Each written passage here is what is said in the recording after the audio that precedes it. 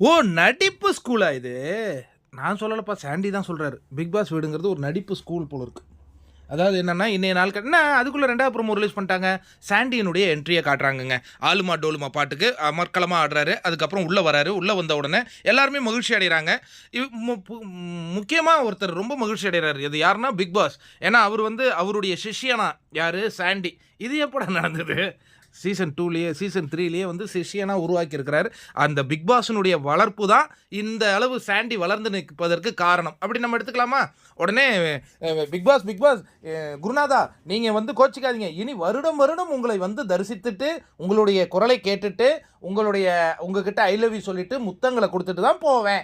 நானும் அப்படின்னு சொல்லிட்டு இவங்க 2 பேருக்குள்ள அந்த பாச பிணைப்ப காட்டுறாங்க. அதற்கு பிறகு சாண்டி சொல்றாரு. அதாவது இந்த பிக் பாஸ்ங்கிறது ஒரு அற்புதமான நடிப்பு பட்டறை. என்ன கூட பாருங்க, நான் நடனத்தில தான் சிறந்தவன்னு நெனச்சேன். ஆனா, எனக்குள்ள இருக்கிற நடிகனையும் கொண்டு வந்து வெளியில காட்டுனுச்சு இந்த பிக் பாஸ் ஷோ தான். எனக்கு இப்ப நெறைய அந்த வாய்ப்புகள் கூட கிடைக்குது. நீங்க யாருமே கவலைப்பட தேவையில்ல. உங்களுக்கு ஆல்ரெடி ஒரு மிகப்பெரிய ஃபேன் பேஸ் வெளியில உருவாயிடுச்சு.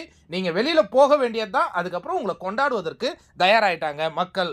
மக்கள் இல்ல உங்களுடைய ஃபேன்ஸ். நீங்க எல்லாம் உங்களுக்கு பிரைட் ஃபியூச்சர் இருக்கு. அப்படின்னு ஒண்ணு ரொம்ப சந்தோஷப்படுறாங்க. பர்ட்டிகுலரா விக்ரம். அப்படின்னு சொல்லிட்டு அவர் சந்தோஷப்படுறாங்க. அந்த காட்சியை வந்து இந்த ப்ரோமோல காட்டுறாங்க. ரொம்ப மகிழ்ச்சியா இருக்கு. ம். Finalist 4 finalist. ப்ரோமோலயே வராத ஃபைனலிஸ்ட் 4 பேரும். எபிசோட்ல பெருசா காட்டப்படாத நபர்கள் 4 பேரும் ஃபைனலிஸ்ட். அதுக்கு அடுத்தது வீக்கெண்ட்ல பெருசா அட்ரஸ் செய்யப்படாத 4 ஃபைனலிஸ்ட். சூப்பரா இருக்குல்ல? ஓகே. இந்த 4 ஃபைனலிஸ்ட்ல ஒருத்தவங்க ஜெயிக்க போறாங்க. அது யார்? அப்படிங்கிற அந்த பரபரப்புடன் இன்றைய நாள் நம்ம கடந்துகிட்டு இருக்கோம்.